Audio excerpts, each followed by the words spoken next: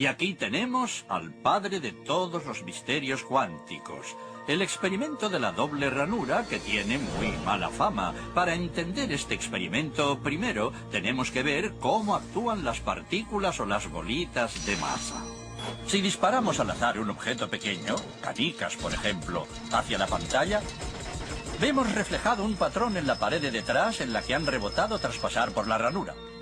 Y ahora, si añadimos una segunda ranura, lo lógico es esperar ver una segunda franja en la pared de detrás. Ahora, probemos con ondas. Las ondas alcanzan la ranura, se propagan y llegan a la pared de detrás, donde tienen mayor intensidad justo enfrente de la ranura. La franja de resplandor demuestra precisamente esa mayor intensidad. Es un efecto similar al de la franja que dibujan las canicas. Pero cuando añadimos la segunda ranura, ocurre algo distinto. Si la parte superior de una onda choca con la inferior de otra, se eliminan entre ellas. De esta forma, en la pared obtenemos un patrón de interferencias. Donde chocan las dos partes superiores hay más intensidad, las líneas resplandecientes, y donde se eliminan no hay nada. Así pues, cuando lanzamos algo, es decir, materia, a través de dos ranuras, obtenemos esto, dos franjas de golpes. Pero con ondas, el resultado es un patrón de interferencias con muchas franjas.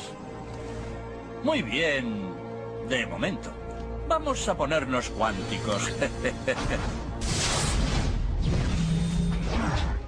Un electrón es un pedacito minúsculo de materia, como una canica diminuta.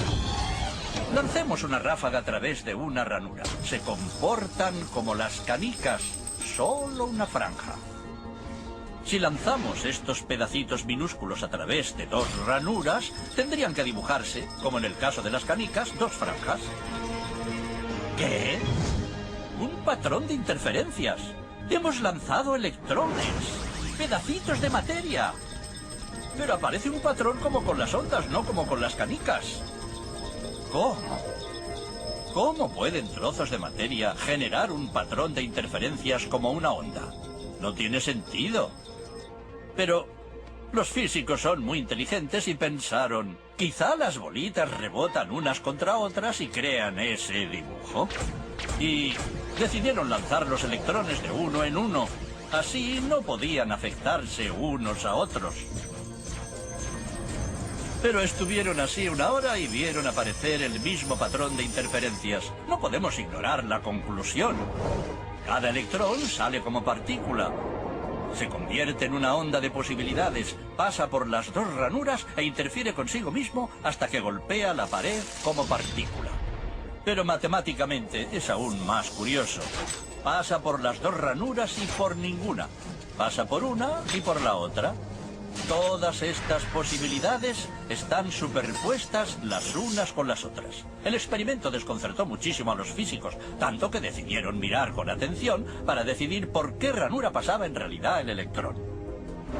Pusieron un dispositivo de medición junto a la pantalla de las dos ranuras para ver por cuál pasaba y lanzaron el electrón. Pero el mundo cuántico es mucho más misterioso de lo que podían haberse imaginado. Cuando miraron, el electrón volvió a comportarse como una canica pequeña. Dibujó un patrón de dos franjas, no un patrón de interferencias.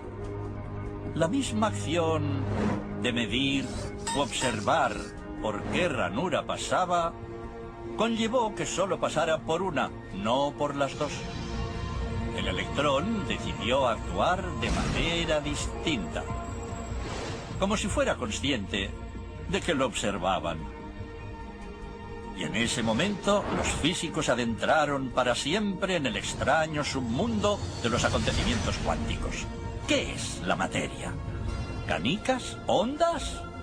¿Y ondas de qué? ¿Y qué tiene que ver el observador con todo esto? El observador destruyó la función de onda con solo mirar.